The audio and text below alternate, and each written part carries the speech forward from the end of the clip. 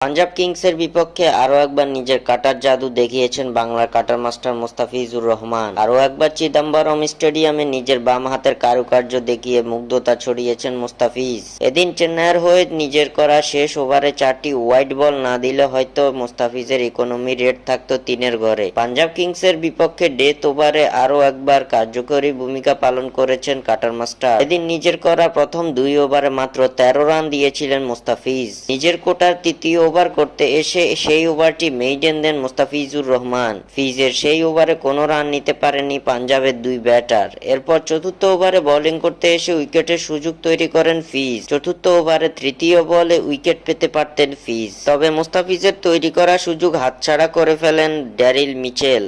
মুস্তাফিজের বলে বাউন্ডারিতে উঠা ক্যাচ লুফে নিতে পারেননি ড্যারিল মিচেল, যার ফলে মুস্তাফিজের উইকেট পাওয়া হলো না।